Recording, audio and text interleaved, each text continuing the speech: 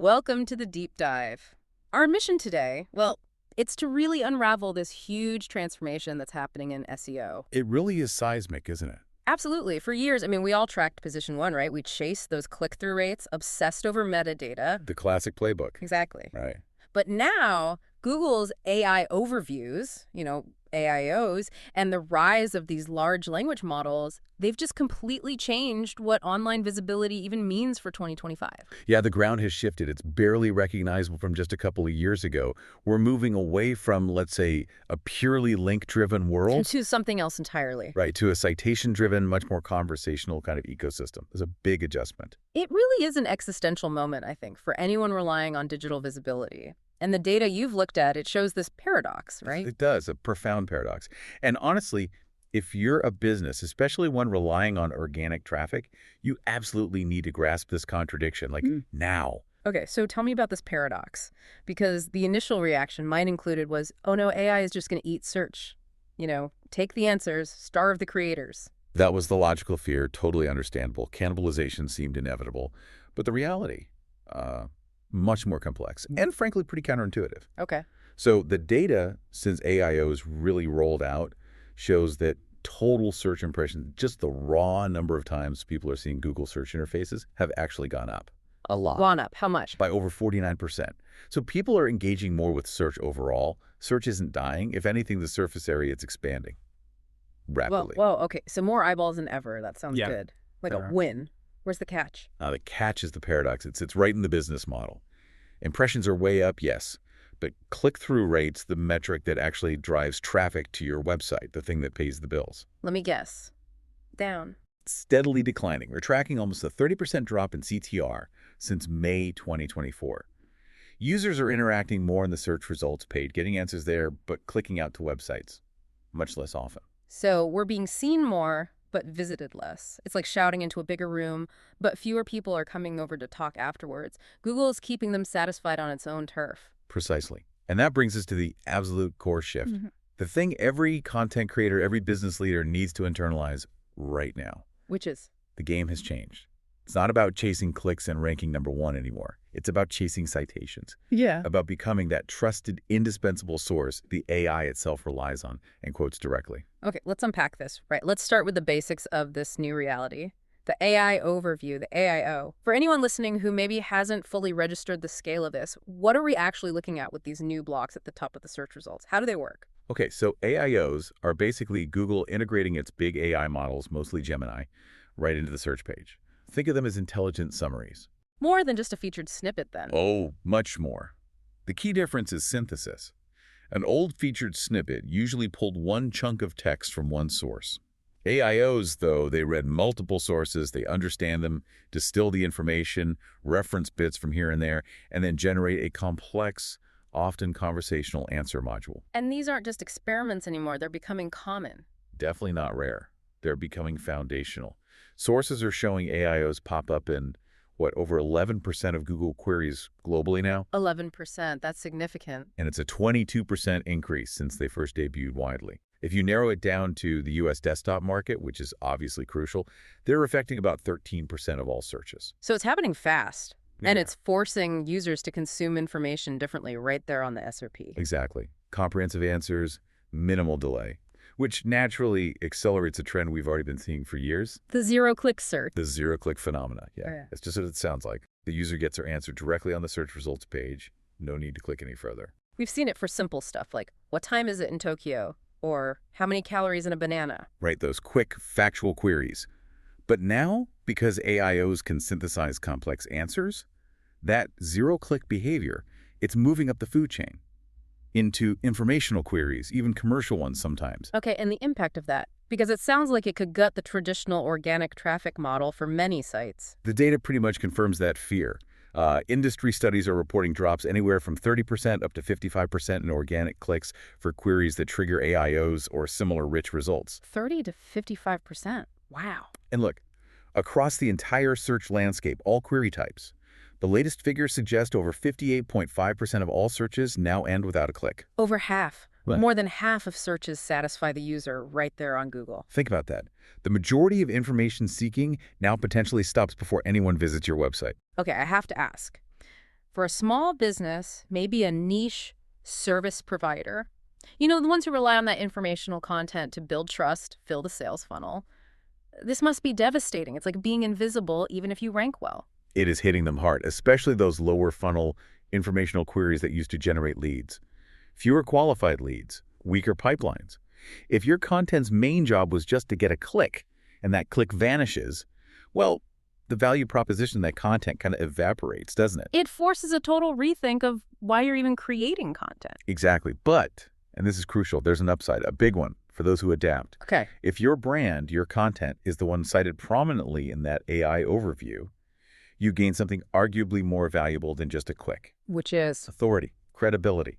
It's like a direct endorsement from Google's AI. Okay. Like Google is saying, this source is trustworthy. Precisely. And what we're seeing is that brands cited in AIOs get a bump in direct brand searches later on, people specifically searching for their name. And there's an enhanced trust factor. It's a shift from quantity of clicks to the quality of the interaction. The few clicks you might get are from users who are already primed to trust you because the AI pointed them your way.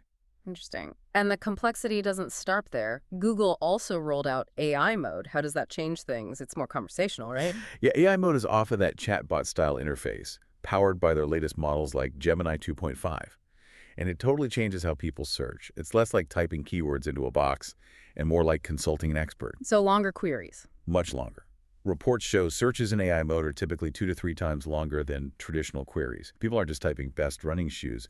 They're asking things like, what are the best trail running shoes for someone with flat feet who runs long distances on rocky terrain? Multi-part, detailed questions, demanding sophisticated answers. Exactly. Yeah. Which sounds great for creators of deep expert content, right? It forces quality up. And here's the kicker. If the conversation is happening inside Google's AI chat, how do we track ROI? How do we know our content even contributed?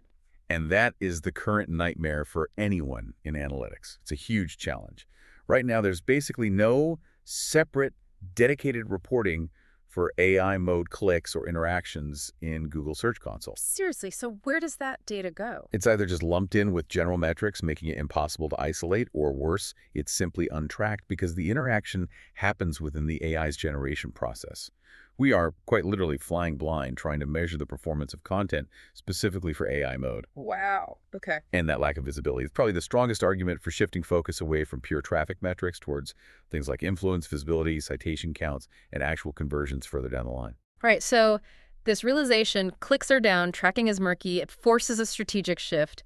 We can't just rely on the old SEO playbook. We're in this dual engine reality now, Right. Traditional search and AI search. Exactly. A dual reality needs a dual strategy, but it has to be built on a solid foundation. Traditional SEO isn't dead, not by a long shot. It's still critical for just getting found, for Yeah. trawlability, for structure. The basics. The basics, yeah. Authority-driven stuff.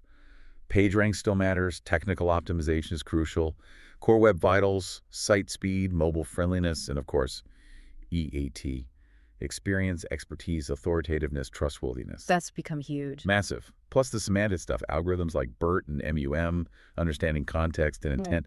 That whole foundation, it keeps the lights on. It gets you in the game. Okay, so that's the starting line. Now let's talk about the new pillars we build on top. First up, answer engine optimization, or AEO. How is that different from just, good SEO? AEO is really about optimizing specifically for those structured answer formats on the SRP.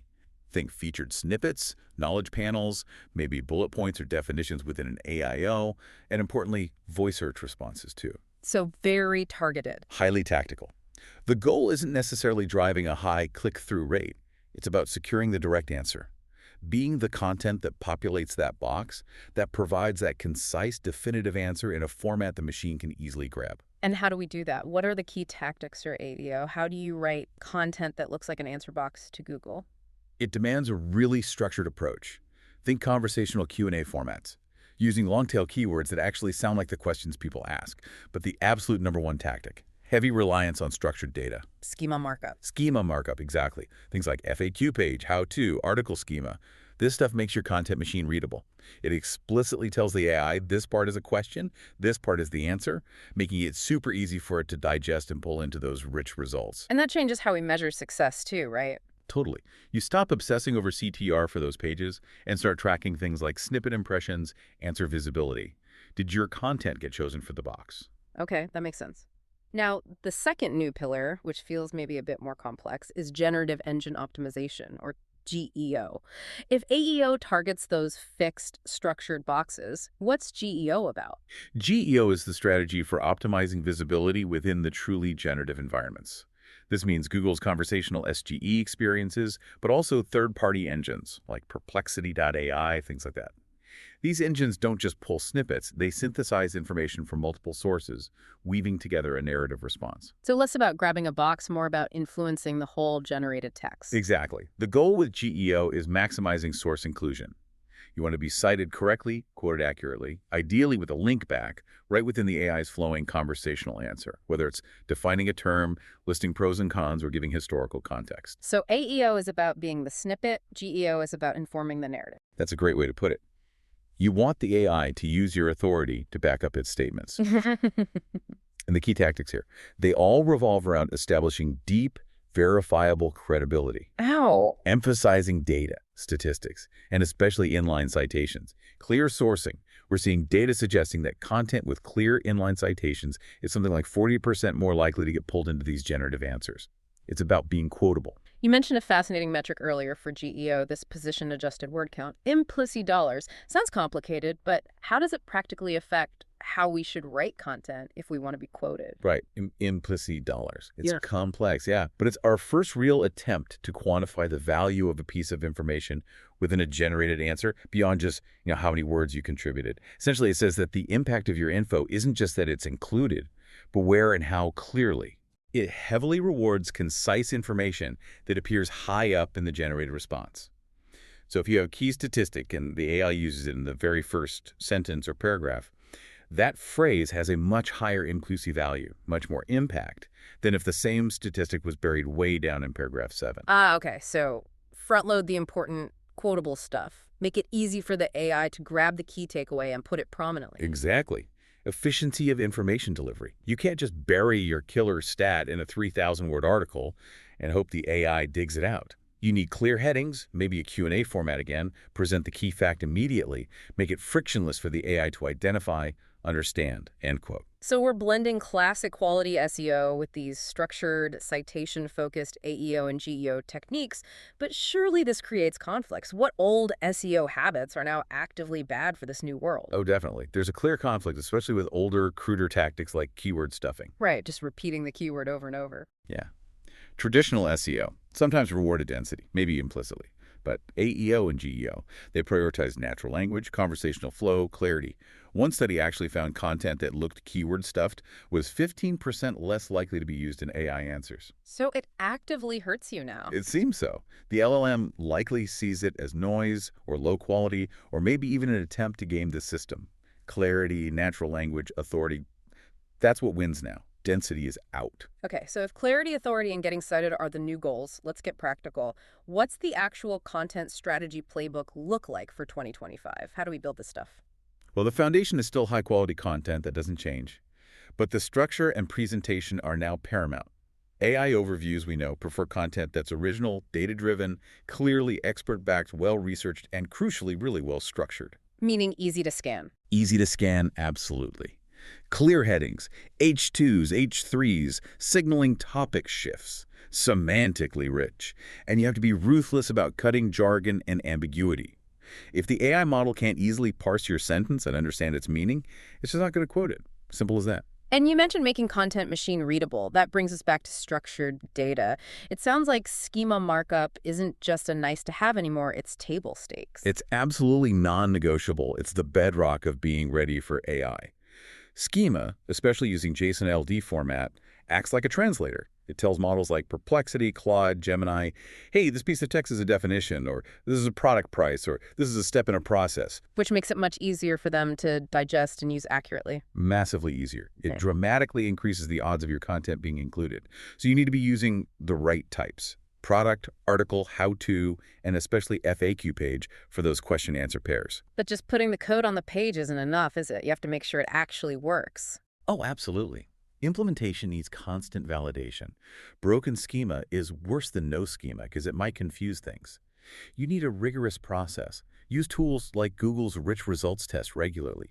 A tiny mistake, a missing comma in your JSON LD, can make that whole optimization layer invisible to the AI. It's a technical requirement now, not just a suggestion. Okay, let's talk EEAT again. Experience, expertise, authoritativeness, trustworthiness. We get the concepts, but how do we show EEAT to an AI that's reading the whole web? It's not like it can read an author bio and be impressed, right? Right, it's less about the bio itself, more about what's in the content. You have to infuse it with unique value. Create what Google engineers sometimes call information gain. Your content needs to offer something the competition doesn't. Like what? Original research is huge. If you can conduct your own surveys, analyze your own data, present unique findings, that's gold.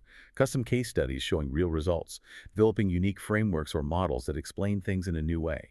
Even custom visuals, like infographics or diagrams that simplify complex topics. So the goal is to create that hook, that piece of unique, quotable insight or data that makes you the go-to source, not just for users, but for the AI itself. Exactly. Think about creating, say, an SEO pricing guide. Instead of just summarizing what everyone else says, what if you gathered anonymized data from your own clients? You could provide clear, proprietary pricing ranges for specific services in your niche. That unique data point instantly makes your guide an indispensable, highly quotable authority. Become the definitive source through unique value. That's the essence of it. If your answer is the clearest, best supported by unique data, and demonstrably trustworthy, you become the source the AI relies on, potentially more than sites with just a ton of old backlinks. Okay, this focus on citation, on becoming the source, it must change how we measure success, right? If raw organic traffic is falling because of zero-click, our KPIs need a serious overhaul. Traffic feels like a vanity metric now. It largely is, or at least it's much less indicative of success than it used to be. We absolutely have to shift focus away from just looking at total rankings, raw traffic numbers, or overall site CTR. Towards what then? Towards actual business outcomes. We need to track qualified leads generated from specific content pieces that are getting cited. Track organic revenue tied to that visibility. Monitor changes in branded search volume, or more people searching for us after seeing us cited. And track micro-conversions. Micro-conversions? Like what? Downloads of a resource, newsletter signups, video plays, things that indicate engagement and capture the user's information or attention, even if they didn't arrive via traditional click path initially. So the strategy shifts. Since the user might only get a snippet from the SROP first, when they do eventually land on your page, you need to capture value immediately. Yes, rebuild that on-page value proposition. You need to offer something compelling enough to justify an exchange. This often means using gated resources more strategically. Offer the full data set, the in-depth template, the proprietary white paper, but put it behind an email gate. Leverage your unique expertise to build your own audience directly. Yeah. That mitigates the impact of declining clicks by owning the relationship as soon as they arrive. Okay, moving beyond the big AIOs, there's another specific zero-click feature that seems like a huge opportunity, especially maybe for sites that struggle against the really big authority players. People also ask, right? The PAA boxes. PAA boxes are absolutely critical, and they've just exploded. Their visibility is up something like 34.7% in the US over the past year alone. Wow. Yeah. These are those dynamic boxes, powered by machine learning, showing related questions. You click one, it expands to show a snippet answer and, crucially, a link to the source. And the genius is they anticipate the user's next question. Exactly. Google's trying to address the user's secondary or tertiary intent right there before they even have to type another search. And you said this is an opportunity for smaller sites. How so? Does it bypass normal rankings? That's the strategic goldmine, precisely. PAA boxes frequently pull content from pages that are ranking outside the traditional top 10 results. So if you're stuck on page 2 for your main keyword, but you have great content answering a related question. You could sneak on to page 1 via the PAA box. Exactly. You can earn that first page visibility by targeting the user's related informational curiosity, effectively bypassing stronger competitors for that specific question. It's like a great workaround. Okay, let's talk formatting. What makes a good PAA answer? How should we write for that tiny snippet? The sweet spot is incredibly specific. Data suggests the average ideal PAA answer is just around 41 words long. 41 words? That's tiny. It is. It requires mastering what I call the comprehensive answer paradox. The snippet itself needs to be super clear, concise, almost snackable. But the actual page it links to needs to be rich, authoritative, and deeply explanatory for Google to trust that snippet in the first place. So answer the question directly and immediately in the text, then provide all the supporting detail below. That's the approach. Front-load the concise answer, then justify it thoroughly. And we can't ignore the context here. PAA is overwhelmingly mobile, isn't it? Totally dominated by mobile. Around 63% of all PAA interactions happen on mobile devices, and that has huge implications for technical SEO. Speed, obviously. Lightning-fast speed is non-negotiable. Core web vitals are key. And the page have to be perfectly optimized for small screens, short paragraphs, readable fonts, and absolutely no layout shift as the page loads. That drives mobile users crazy. Mobile users expect instant answers. Slow pages just get ignored or penalized. Okay, technically beyond speed, what else is essential for PAA?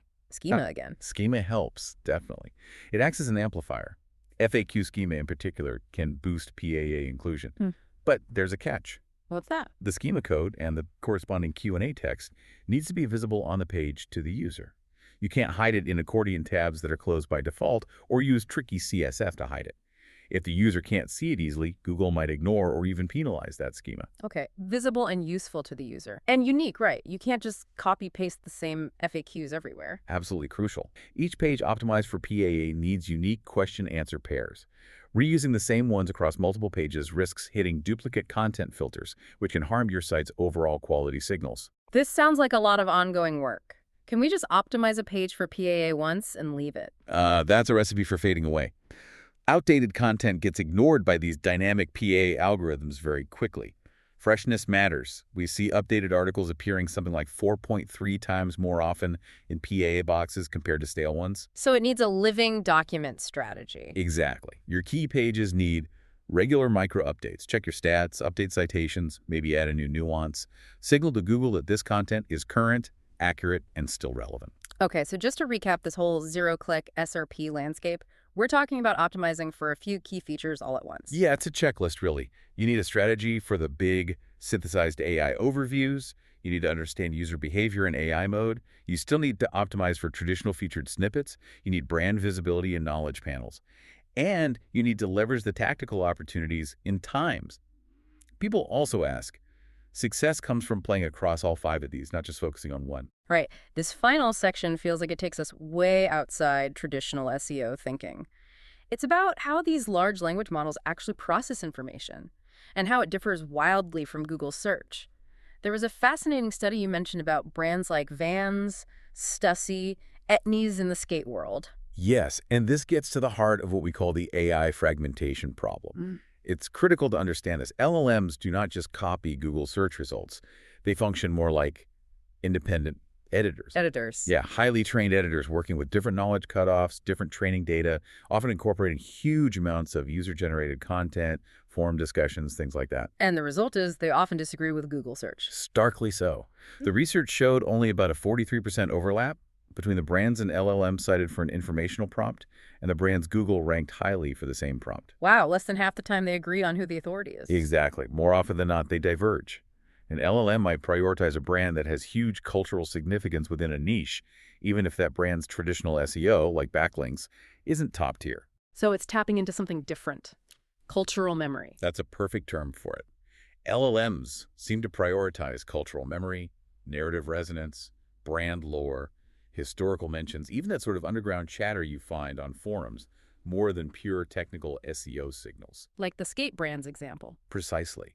In that study, when the LLM was asked about influential skate or streetwear culture, brands like Palace and Stussy popped up frequently, even if their Google rank wasn't #1. And Etnies, a real legacy skate shoe brand, had high visibility in the LLM results because of its deep history and cultural footprint, despite being outranked organically by newer players. So if your brand has a rich history, if it's discussed passionately in niche communities, if there are fan wikis about it, you might actually be building LLM visibility without even realizing it through traditional SEO work. You're optimizing for reputation, for story. You're optimizing for cultural capital within the AI's training data, which leads directly to this idea that prompt engineering is becoming a new, really important layer of SEO. Prompt engineering, meaning how the user asks the question. Exactly. How the user phrases their query dramatically shifts the LLM's focus, and therefore which brands or sources it decides to cite. It's not just about keywords anymore. Can you give an example of how phrasing changes things? Sure, back to the skate shoes. If a user asks a very direct, almost keyword-like query like most iconic skate shoes, the LLM might lean towards brands with strong historical SEO signals like Vans or Nike SB. Okay. But if the user reframes it conversationally, asking something like, what streetwear brands really define rebellion or skate subculture? Now the narrative gravity shifts. The prompt is asking about cultural meaning, not just product features. And that's when brands like Palace or Stussy, with their strong counterculture narratives, are more likely to surface. So brands need to map their content not just to keywords, but to the underlying psychology, the user's intent behind the words? Precisely. You need to think about the whole journey.